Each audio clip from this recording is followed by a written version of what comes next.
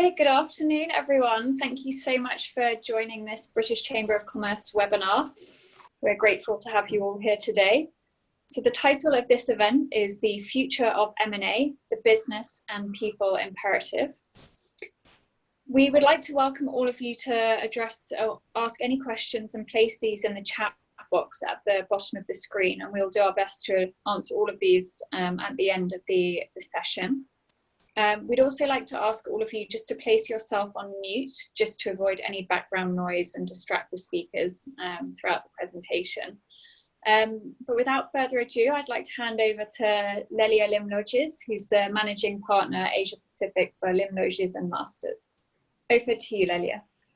Thank you. Thank you very much. I'm going to try and open up this deck of slides that I have. So bear with me just 1 minute. Sometimes this technology sometimes fails us at the most unexpected moments, but this is not going to be one of them, hopefully.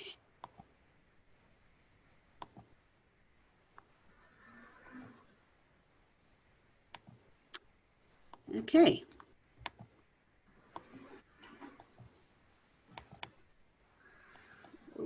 All right. I wanted to welcome everybody today. Good afternoon to you, and for those dialing in from Europe, good morning to you. Thank you, BritCham Hong Kong, for hosting today's webinar. Today we have 3 panelist speakers who will give us their own perspectives on risks, opportunities, and a reason to pivot. We'll take about 45 minutes with our discussion, followed by, say, a short 15-minute Q&A session. So let me first introduce you to the first speaker, Martin Kelder. And Martin is currently the Executive VP for Strategy and Corporate Development in Zuellig Pharma. Zuellig Pharma is one of the largest healthcare service groups in Asia. And the company, which is about 100 years old, has grown to a $13 billion business in 13 markets with over 10,000 employees. Martin focuses on the company's growth and transformation strategy, M&A, partnerships, and relations with corporate stakeholders, which includes Zuellig's digitization journey. So very exciting. Previous to Zuellig Pharma, Martin was the MD Asia at Monitor Deloitte, and he has spent more than 20 years in Asia. Our next speaker is Jessica Pyman, and she's the Regional Head of Business Intelligence in Asia Pacific from Control Risk. Control Risks is an independent specialist risk consultancy that helps create secure, compliant, and resilient organizations. Jessica runs the Asia-Pac Business Intelligence practice, and her team specializes in gathering information to help clients make decisions before deals and during frauds and disputes. She advises clients on deal-related corruption, fraud investigations, litigation, all the sexy stuff. Jessica was previously with US investigations group firm Mintz Group and regional director at Kroll Research. And finally, we also have Lim Yao Boon, who's the head of the disruption management practice at LimLoges&Masters. LimLoges&Masters is an Asia-focused leadership consulting firm helping companies undergo change through its 3 services in disruption management, executive search, and transition management. And Yao-Boon has led marketing and strategy in IBM, SAP, and Motorola from 2000 to 2015, and was previously the VP Marketing and Strategy for SAP Asia Pacific. So we know today we are hit by COVID-19, and the infection rate is now close to about 10 million people worldwide. COVID-19 has a health and humanitarian challenge, and has been difficult for many sectors across many countries today. All sectors have been impacted, so we know nobody's left untouched. And this impact is likely to reshape short and long-term M&A activity. Investors and organizations will explore the implications of how best to shape their businesses and deploy or even shore up capital. Without further ado, panelists, perhaps I could start with Martin. How has the M&A landscape evolved due to COVID-19 in Asia? What are the challenges faced by companies actively pursuing M&A today? Thanks for the question, Lilia. A pleasure to be able to participate here this afternoon. Well, I guess, first of all, it's still relatively early stages, as few major companies have folded at this time, given it's been only 2 or 3 or 4 months since the COVID crisis started. Outside of very highly impacted industries like travel and hospitality and maybe oil and gas, there are still not that many bankruptcies. However, we believe this is very likely to change when the COVID crisis goes on. I mean, companies that could just manage until now may find it very difficult to continue to do that unless governments will continue to quote unquote save them. They may do that in countries like Europe and other wealthier countries. But in many Asian countries, that is simply not sustainable. It's not sustainable to keep adding to government debt in many countries that aren't that wealthy, and just to keep employment going. So I think as a consequence, the economies are opening up, and that will keep COVID a reality until there's a vaccine, which most experts would predict is a year or 2 before there's enough production available to go around the world. Now, there may be some exceptions in richer countries in Asia, like Singapore, Hong Kong, Japan, Korea, maybe China, where they are trying to do both to control the virus and stimulate economies. But I think for other Asian countries, it'll be much more challenging. And I believe that is where the opportunities for M&A in the next 6 to 18 months are likely to lay. But if you ask, what is the specific challenge for countries in M&A or for companies in the M&A space in this part of the world? I mean, we have to realize that a large percentage of companies in Asia are family owned, and buying them out, even if they were quote unquote financially available, is not that straightforward, because you might have a very difficult governance situation after an investment. It will be difficult to get full control. You will still need those families to support the business, as they have nurtured customer and supplier relationships for decades in many cases. So yes. in general, I believe there are very good prospects for strategic bolt-on acquisitions, as well as for private equity, focusing on good companies that ran into cash flow issues during these unprecedented times. Yes, no, that you've made some valid points there, and yes, I do hear that M&A has been much delayed. Everyone is on a wait and see, I guess, as to how COVID-19 pans out. What are some of the risks that you're seeing, Jessica, on the same question, risks faced by companies actively pursuing M&A at this point in time?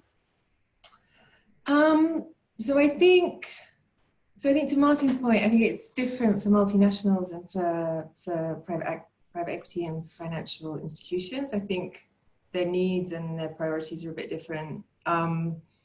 So we work a lot across lots of different types of clients, and a lot of our business is M&A due diligence, and I think the vast majority of companies, or certainly for funds, just aren't able to do deals at the moment. Like they're sitting on dry powder, they have funds to deploy, but unless they really have huge scale, unless they're really vast and they have a lot of relationships that are cross-referenced around all of their different funds and their different offices, it's very difficult for them to kickstart new deals at the moment.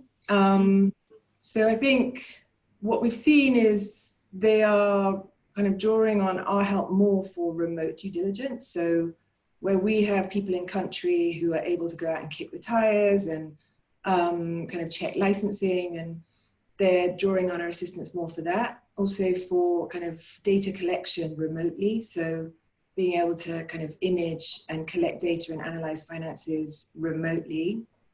But I think for the most part, those are deals that they already had sort of starting before the COVID shutdown. But definitely those opportunities have dwindled for the moment. And I think what that will look like is when people are able to travel again, there's going to be kind of a bottleneck of deals where, clients are looking to kind of act quickly and deploy the money that they have under management.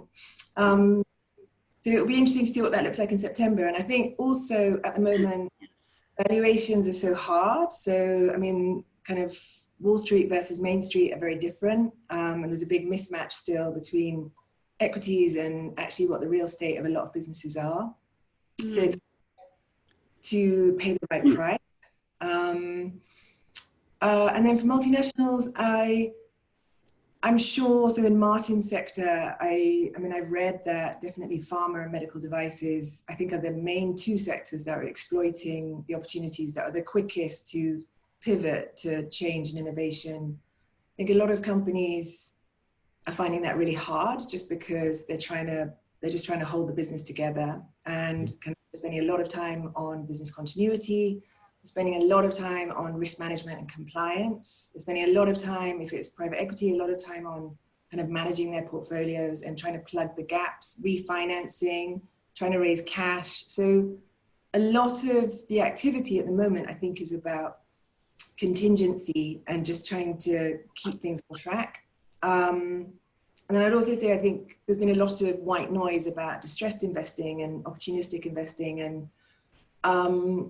And for us, we haven't really seen that yet. And, you know, Martin also raised this, that those opportunities haven't come just yet, I don't think, because there's been so much subsidy from governments. There's been cheap lending, like the pandemic bonds coming out of China. And when those start to dry up, or when governments stop providing the same level of support to kind of mid-tier companies, I think, so Q4 perhaps, then we're going to see kind of everything is going to level slightly and presumably valuations will come down. And then I think there's also going to be a lot of activity. No, these are exciting times and definitely businesses have been disrupted. What's your view, Boone? How has the M&A landscape evolved? Martin clearly highlighted that, you know, the markets are not so great. I mean, the capital markets are deteriorating for sure. So is our real economy. And Jessica said, you know, what's on Wall Street and Main Street are just a big a gap, right? And that's true. But I think this downward trend will likely accelerate, at least in the short term, because the economy is unlikely to pick up very soon, right? We know the IMF is saying it's going to be the worst since Great Depression. So I think inevitably, a lot of clients press a pause button on the pre-COVID-19 discussion. I think the challenges, access to funds, because of the stress of the financial system and the very scary escalating debt situation, likely get worse. So these are some of the challenges that I can see. The other thing is that what Jessica mentioned, you know, the bottleneck when you start to travel. Currently, cross-border discussion, you know, due intelligence of transactions are hampered by travel restriction. Even though there are virtual M&A deal rooms, it's not widely adopted. So the other pause mode was companies are really relooking at their own business outlook, their balance sheet, also reviewing the acquisition list, all right? Those that really have a list are re-evaluating and revaluing their acquisition targets. So these are things that will naturally happen. And while there are no clear distressed assets as yet, right? But we know a lot of them under a lot of stress, you know, all right? And so it's a matter of time that we can see some of these things moving. But I think more importantly, business must realize that they need to accelerate the acquisition of a new competency to be future ready. That's a big mindset shift that need to be looked into for all of this. Yes. So, yep. Anyway, I think that a very interesting example is that recently, last week, I read Amazon acquiring JCPenney, all right? And that is an interesting play whereby a company like Amazon is getting into the physical space, right, for obvious reasons that it's not for retail. You know? So these are some of the interesting companies that are struggling before COVID-19 and they become prime targets. Well, you brought up an interesting point about mindset change. I mean, can M&A play a role in preparing and accelerating a recovery? You know, what are some of the strategic considerations needed to navigate in the new norm? Could M&A be the new norm for companies? Jessica, would you like to take on this question? I mean, I hope so. That would be good for my business. I think what I'm seeing is, and it's really, again, it's really early days, and so it's difficult to kind of take all of these disparate threads and find kind of consistent themes amongst them. But we're seeing an uptick from a multinational perspective. So big companies who have a big presence in Asia already, who are acting early to try and do kind of partner finding or target finding. So they're starting from zero and they're saying we want to look at 10 logistics companies in Southeast Asia. We want to look at 10 potential partners as distributors in Cambodia. So those things are beginning to happen, and then they will shortlist down. But with PE, it's difficult to say. I think the backlog is going to be quite long, and I think that they are already pivoting towards some different kinds of deals just out of expediency. So we see a lot more kind of secondary deals because it's easier to diligence. We see a lot more domestic deals. So our business in China has been fine, actually, like throughout, just because we're working China to China a lot. Yes. So, I mean, and I think also we're in the risk business. So, I mean, M&A is difficult, it's time consuming. And I think companies are going to have to very quickly put teams in place that can kind of drive these through and spot opportunities and flex to identifying what their needs are in terms of acquisition. So, and those things are also very difficult, aren't they, in this environment where it's so fluid, and with supply chain and partners and consumer needs are changing, like all of these things present an opportunity, but they're not easy. And a lot of these markets in Asia are also not easy and highly competitive, I think. So in the areas where a lot of our clients, they've been looking and active in the last couple of months, despite COVID, I think, it's the usual suspects that we all keep referencing. There's education, tech, logistics, packaging, healthcare, medical devices, so there's a lot of activity in those sectors, but there's also, it's competitive. Yes. So I think if you've had the relationships already, it's not too late to, innovate and adopt change, but if you've already been doing that and it's already embedded in the culture of your company, well, that's helpful just because you have a head start.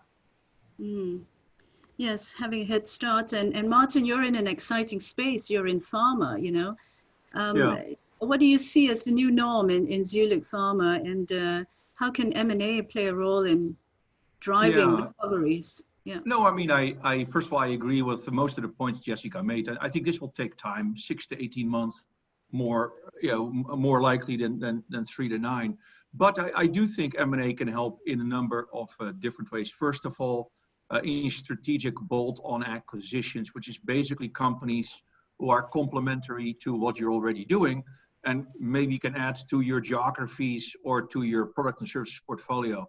A second type of acquisition that I think a lot of companies are looking at is how to build scale in more fragmented sectors, where the goal would be to increase inefficiencies and to improve efficiencies and productivity and obviously also market share. I think all companies, frankly, should assess in their sector how they can take advantage of that, whether they're big or small and medium enterprises.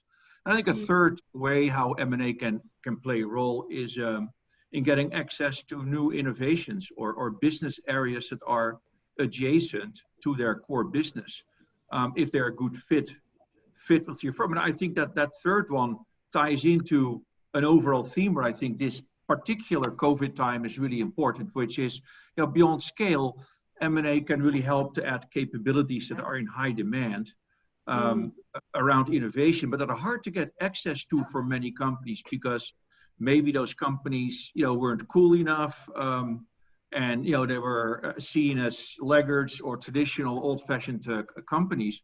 Where now I think that might change. I mean, for example, in the digital space, which obviously has been very hot for quite a while. I mean, some of Asia's most renowned digital economy companies are laying off people. Google, Grab, Gojek.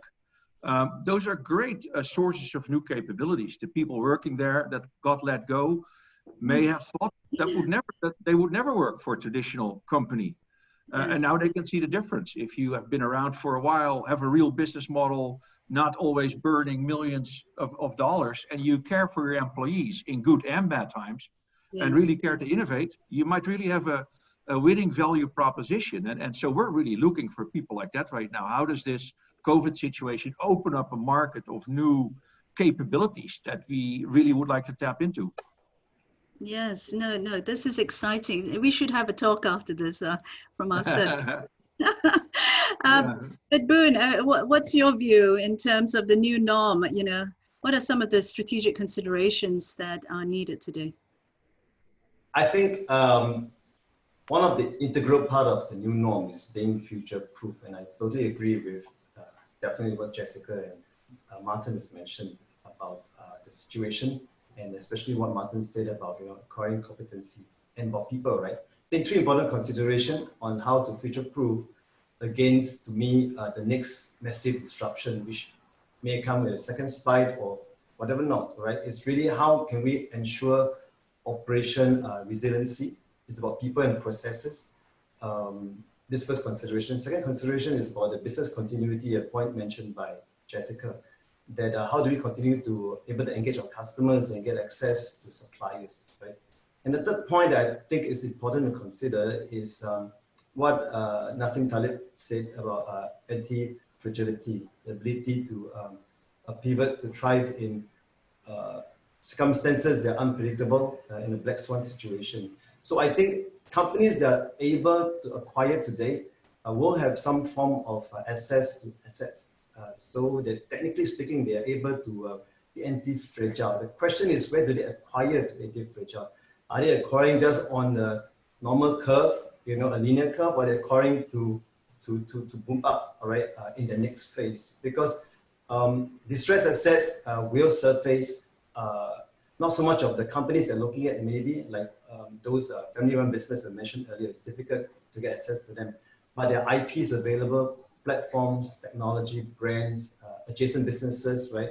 Distribution, supply chain. Some of these things are surfacing because people are either, I call it spinning off or focusing on core business, So these things will surface.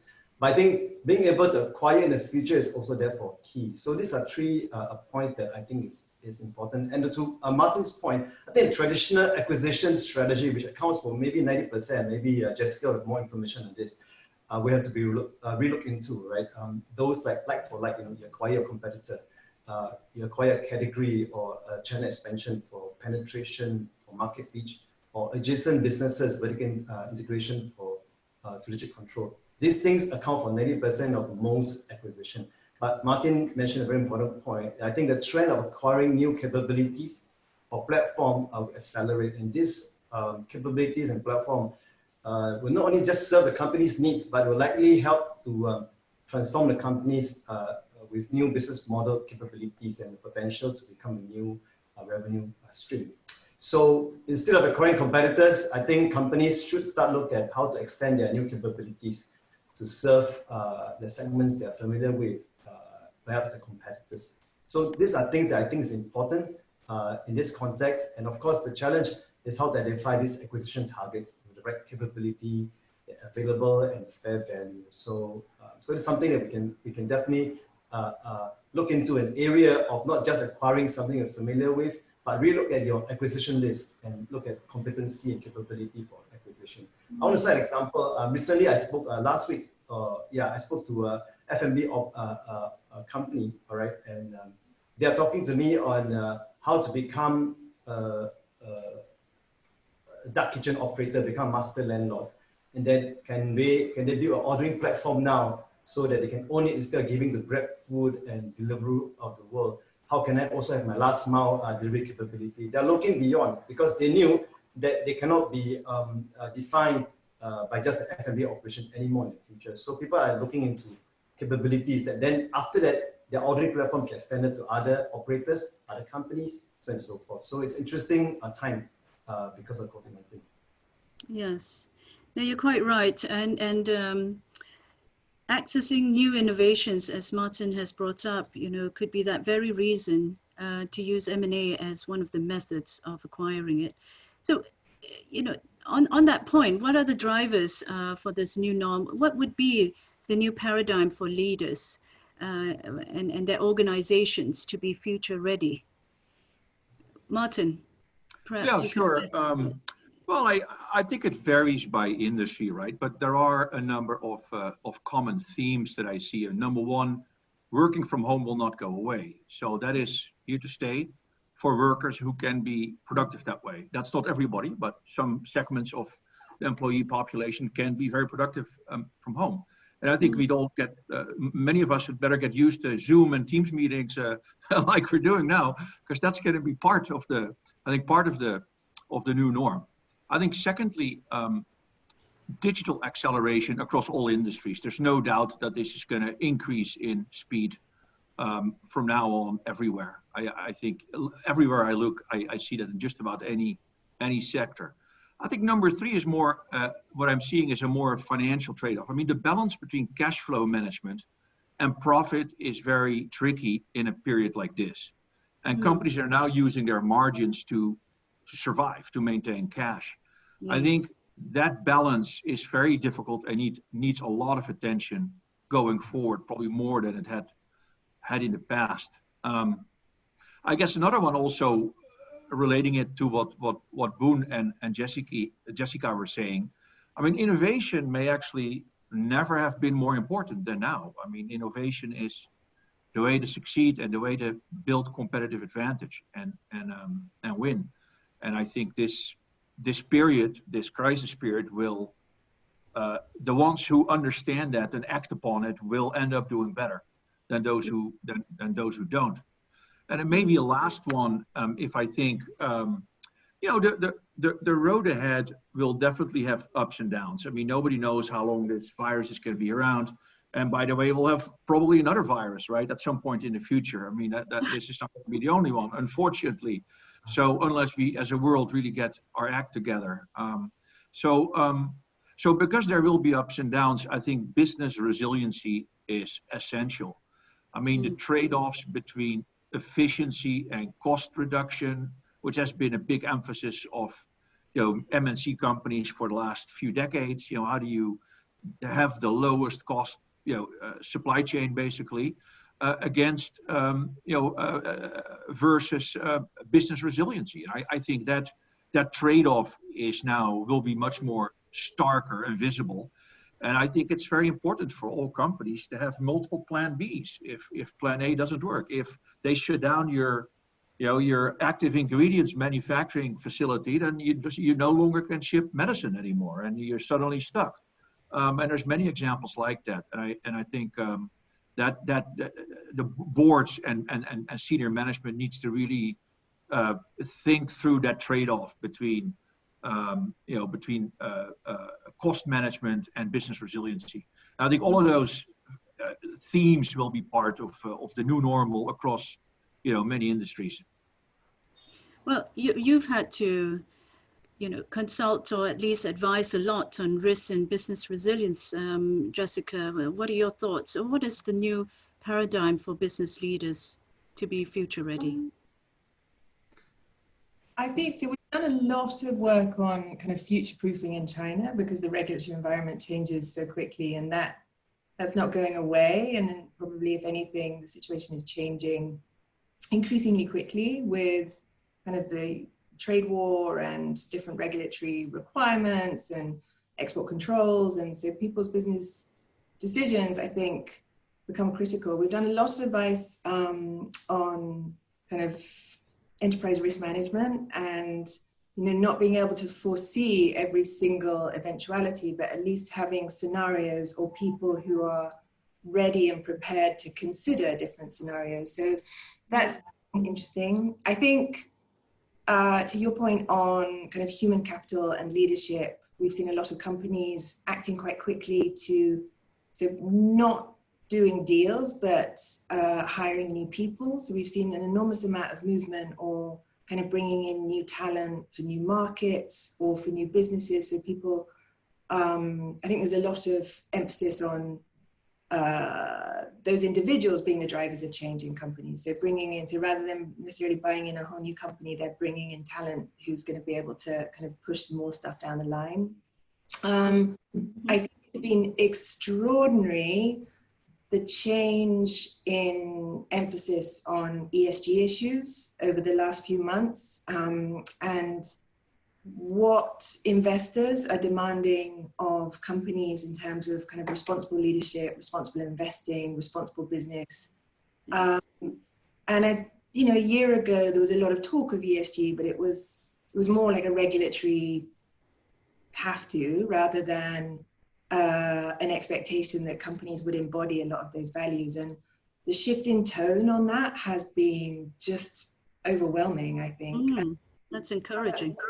Yeah, it is encouraging, and it's extraordinary. And how that's been manifested in kind of demands from clients on diligence is that, you know, there is, we're asked to kind of run an assessment of leadership kind of during this COVID period, and which kind of also connects to compliance, I think. There's a huge emphasis on compliance and on forensic diligence. A lot of private equity funds are getting their portfolio companies, like despite COVID or because of it, they need to sell on assets or exit from deals this year. And so they're doing a huge amount of housekeeping. And that also coincides with just an uptick in kind of financial crime compliance. Like when the waters recede, you're looking at your balance sheets a little bit more closely, and you start to see where the holes are, and you start to see where there might have been conflict of interest or fraud or employee malfeasance. And so all of those things are coming to a head now.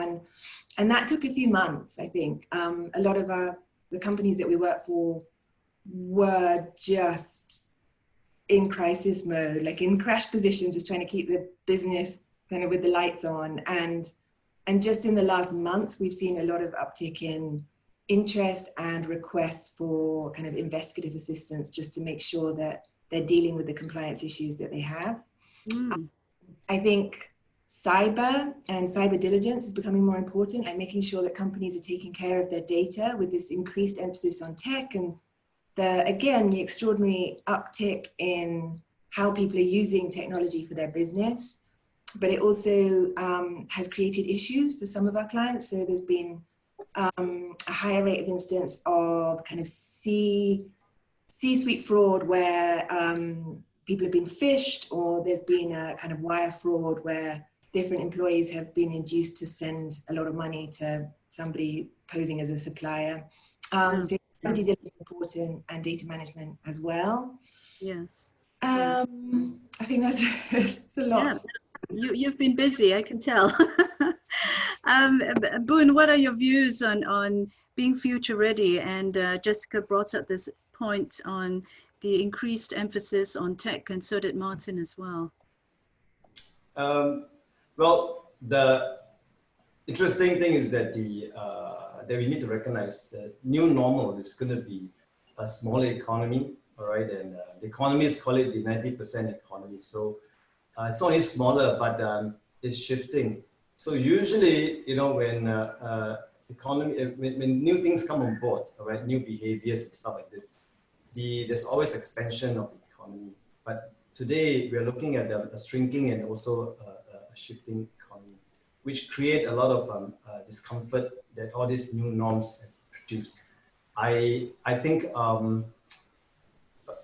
it's clear that COVID-19 has accelerated a lot of new consumer trends. Okay, we mentioned earlier. And once a critical mass get used to this behavior, they're just slightly embedded in their daily lives, right? So, but apart from what Jessica and Martin mentioned about this whole, I call it trade wars or deglobalization, the protectionistic behavior is going to come on.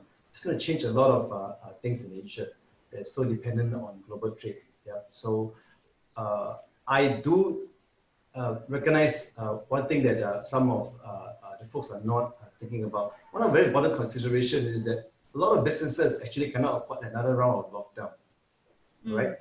So they actually will be moving into lockdown-proof models, either gradually, partially, or some immediately and completely.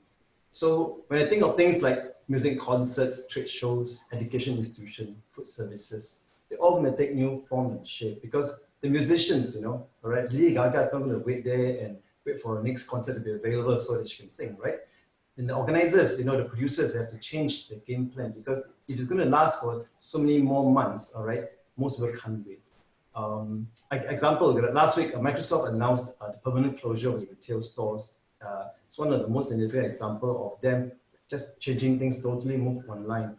But what's interesting also that Amazon, with acquisition or the planned acquisition of JCPenney, sees a physical store as a fulfillment purpose, all right? Microsoft sees that as retail. So they are two of the biggest players right now, all right, in the world.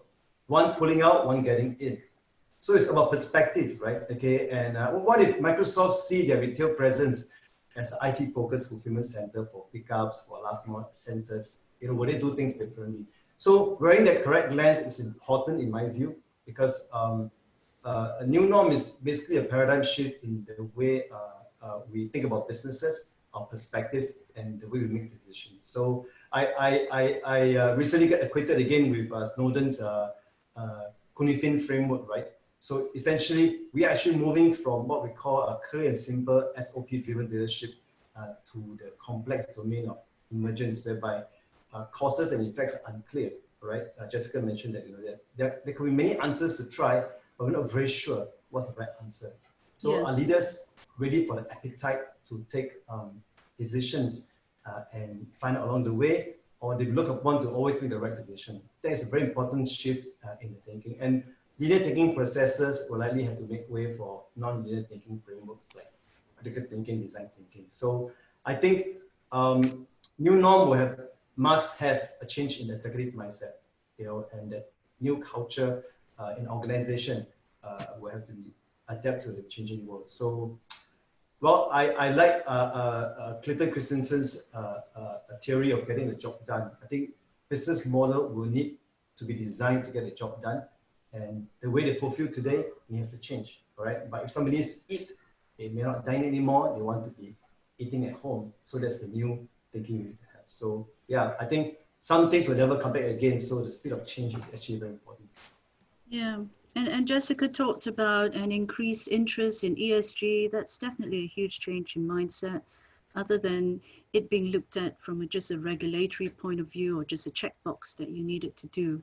So apart from M&A, do you think that there are other growth strategies that organizations could be looking at to ride the market recovery post-COVID-19? Are there other ways to move the needle in terms of growth? Perhaps, Martin, would you like to start? Absolutely. I think actually there's a lot of research done on prior or previous crises, the financial crisis of 2009, the bubble in 2001, the 1991, and 1987. There's a whole bunch of research was done, and in fact, and with some pretty clear learnings about how to make the best of a huge downturn situation. And in fact, I just read one that was done by, I think IMD, the business school in Switzerland, a very good school. And their answer was basically, they looked at like 6,000 companies in the last 30 years. And their answer was basically, you need a combination of a number of things to do well. You need both to do really well at cost management and productivity improvement of your core business. But at the same time, the companies who do well also are thinking about expansion and investment at the same time. So if you look at these different companies who have only done the cost side, they've not done well compared to others. But also companies who only thought about expanding and acquiring, they had very inconsistent results. Some did well, but not all. The companies who consistently performed best were able to manage both the cost and productivity side on one end in their core business and the growth and innovation side at the same time. Now, that growth could be organic or inorganic, right? I mean, it could be accelerating internal initiatives that are already on the way, but you basically focus more resources on it. It could be acquiring new people, new capabilities to accelerate high priority growth initiatives. And it could mean acquiring companies, or sometimes in our business, small companies, startups, or it could be acquiring people, key people that have skills that you don't have. Yeah, I guess in our business, if I think about that, it's really about three things that we've realized in the last 3 months that are much more important than we ever realized. And number one, I spoke about it before, digital. I mean, in healthcare, COVID-19 has shown how important it is to continue to have access to healthcare in a time of crisis. I mean, during lockdowns, people were not able to visit hospitals. If you didn't have COVID, you couldn't see a doctor. That's right. And so there's a huge acceleration now of things that can help with that, like telemedicine, teleconsultations, home delivery of medicine. Regulations are changing. Home delivery of medicine was never allowed. In most countries, was not allowed.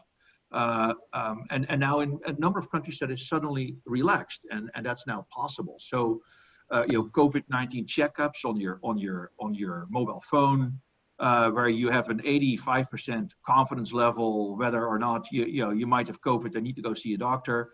I mean, all these digital activities in our industry have accelerated like 100x. I mean, it's just incredible, and we're trying to follow up on that. A second one that I think is important is that has a lot more emphasis now is sustainability. Now, and Jessica was talking about ESG, right? I mean, sustainability is a buzzword for some, but a major theme for many major corporations, including ours, actually. And COVID has shown us how important sustainability is. I mean, in my business, it's access to healthcare. Again, how do you get access to your medicines when you're in a lockdown and you can't move, like it was in the Philippines for several weeks? How do people who don't have COVID still get proper access to healthcare? It is about supply chain resilience, which is a sustainability matter.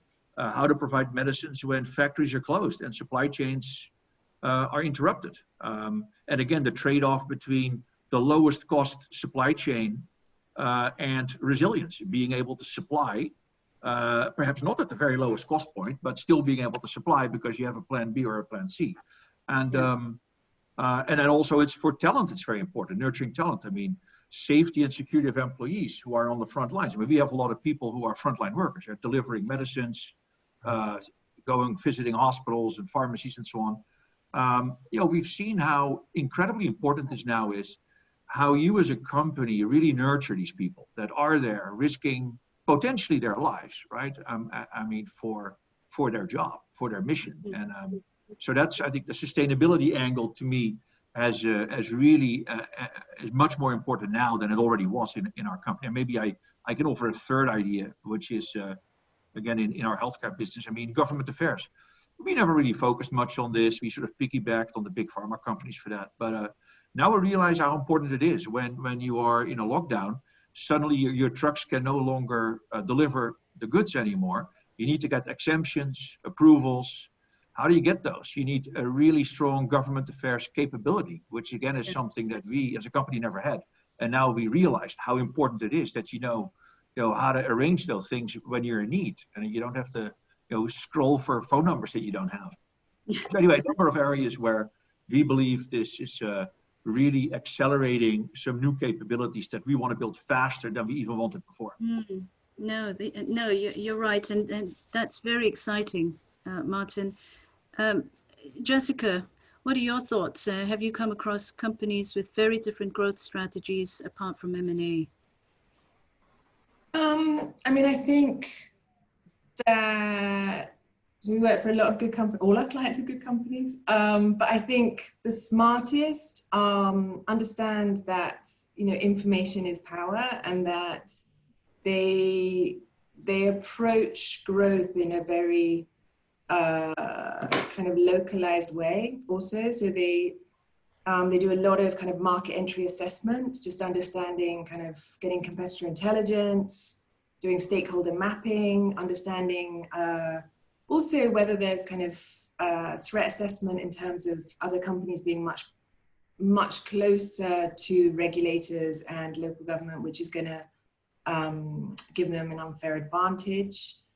And then I also think that it's important to be out and kicking the tires, and that shows you that there is a counter narrative to the narrative that is being played out in in a lot of media and press, and certainly in English language press, where there's a lot of talk of kind of supply chain differentiation and people pulling out of China and companies. And actually, we've found the opposite is true, and that some of our clients are doubling down on China, and that they see that as the biggest and the best possible growth opportunity. And recent events kind of confirm that. So for manufacturing clients, there were disruptions to their business, but the disruptions from China were less than from other countries in kind of ASEAN.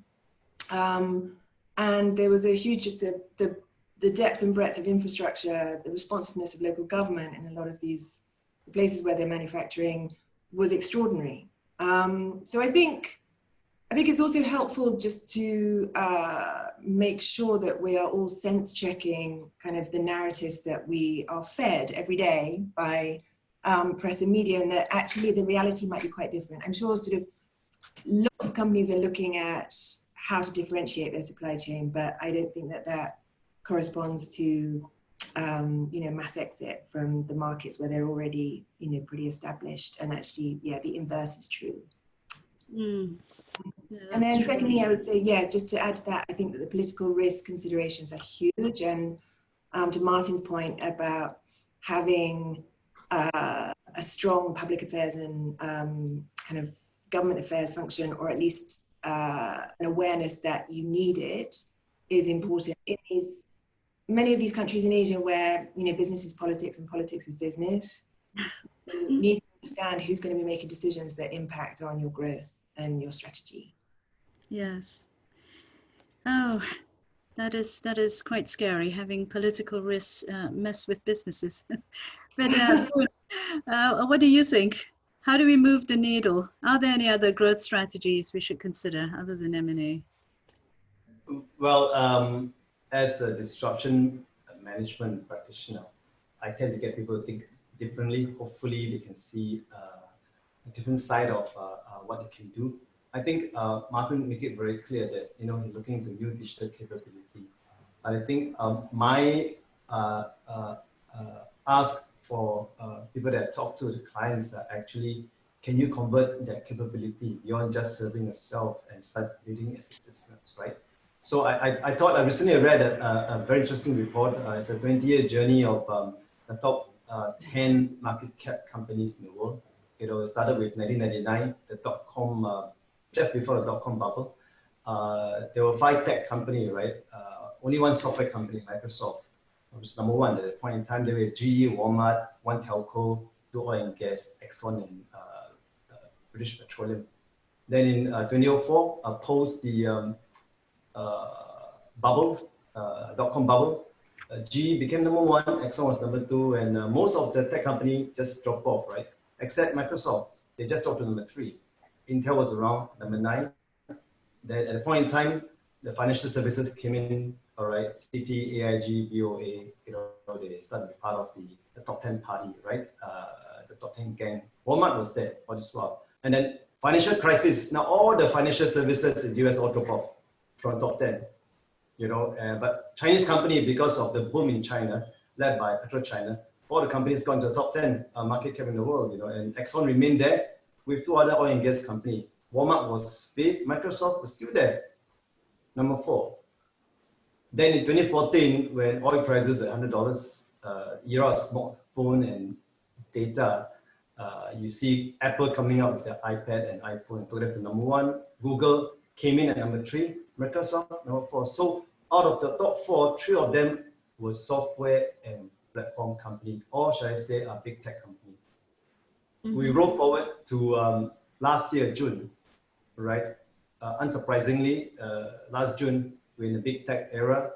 Microsoft's number 1, Amazon, Apple, Google, Facebook, Alibaba, Tencent. Of the top 8 companies, 7 of them were software and platform company, with exception of Apple. Now, what I did was last night I went to check what are the top 10 after COVID-19, right? 1 year plus COVID-19 of 4 to 5 months. Mm-hmm. Guess who are the top 7? Apple, Microsoft, Amazon, Google, Facebook, Tencent, Alibaba. Now, that's not it. They survived COVID-19. Apple grew by 70% from last June. Microsoft grew by 50%. Wow. Amazon grew by 45%, Google 22%. This is a classic example of how these people can thrive in such a situation. Everybody's suffering and they're growing, all right? Where's Exxon? I just checked, they're number 30. McDonald's, number 50. GE, out of the top 50.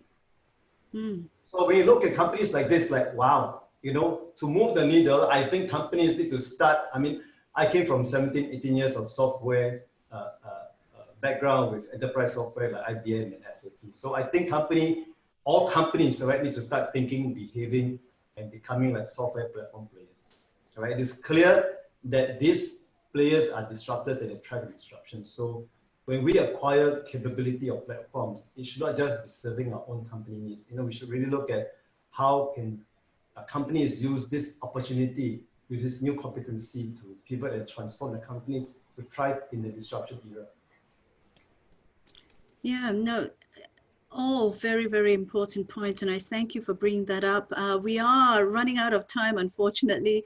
I'd like to encourage people to post their questions in the chat room, and we have 2 in the chat already. I'll start with those, but please feel free to start posting your questions. We have the next 10 minutes or so to address any questions coming up. We've got a question here, and this is a very real question from Sandra. The unemployment rate is already on a rapid rise. Does the panel see more M&A activities leading to even greater job loss? I mean, these are real questions people worry about. Who would like to take this question? Perhaps we could start with Boon. Boon. Oh, well, based on my view that we should acquire competency. So I think job loss happens mainly if you are in the like acquisition, right? But if the targets acquire talents with the desired new competency, I think not only job loss, they probably get paid more to stay. You know, so it all depends on where you are today as a company, and definitely if it's just pure adjacent businesses, maybe there's a risk. Yeah, well, we've also got another question, and I know Martin talked about this earlier about mindset change, and how can we drive organizational growth strategies in this COVID era with a completely new mindset change? I think that's what Sandra is talking about. Any thoughts from this panel, she asks? How do we drive mindset change in terms of how organizations grow and what their strategies for growth could look like? I'm happy to give that a shot, right? I mean, I think it's kind of related to the question you asked earlier, Lilia, about, you know, kind of what is the new norm and what does it mean to be future ready? I mean, I think this is kind of a very related concept. And I think what I would encourage all companies to do, really think that through for themselves. What is the new norm for your company, and what does that mean? And how does that lead to, what's the relation to your corporate culture, and in which areas might corporate culture have to change or adjust? So that's sort of what I would say, is think through, what does that mean for you? You know, it could be working from home, it could be digital, it could be, you know, accelerating innovation or being more business resilient. I mean, whatever it is for your organization, think about what is, to do all of that, what does that mean for my corporate culture and for organizational change? And therefore, what do I need to do? Yeah. We've got a question here about risk, and I'd love to direct this to Jessica. The economy is so uncertain. Isn't it riskier to acquire now than later? And I know we talked about the pause button. You do see a lot of that happening. But are there companies acquiring, and do you think that they're assuming far more risk today? I mean, I think to my earlier point, there are less deals because companies just haven't been in a position to do acquisitions. But I think a good deal is a good deal. I think, you know, there are lots of funds and investors and companies that are looking for value. And I think there's a lot of forbearance at the moment between parties. So they understand that there's underperformance and companies are impacted on that. But if targets of investment are in a market that works, or they have a good business already that is resistant to all of the ongoing changes, and there's been enough diligence and forethought in doing those deals, then I mean, I don't think, I'm not an economist, but I think a good deal is a good deal. It's harder to find a good deal now. Yeah, yeah. Well, there are no more questions at this point. I'd like to probably just give everybody a sense of how to reach all of us. And these are our contact points for the speakers and for us at LimLoges&Masters. Please feel free to drop us a line. We'd be happy to hear from you. And this is, again, part of our Future Ready series. We are putting a pause on our series over the summer, but we might restart in September, October. So seeing how fluid things are at the moment, please keep following us on LinkedIn and keep in touch. You can also check us out on our website, LimLogesMasters.com. So again, thank you so much to Brit Cham for having us today, for hosting this event. And I also thank the panelists for being such great people. And thank you for just being so frank on this topic. It really is a tough one. Emily, the floor is yours. Brilliant. Thank you so much. You've taken all of my thanks. I echo everything you've just said. It's really great. Thank you, all of you, for joining us today. And just a final note from the Chamber, you might all be aware that we've started launching in-person events again, which we're really excited about. So we've got a full list up on our website. So for those of you who are interested and looking forward to some in-person interaction, please do visit our website, and we hope to see as many of you in person as soon as possible. But in the meantime, have a lovely day off tomorrow, and see you all soon. Thank you. Thank you very much. Thank you very much.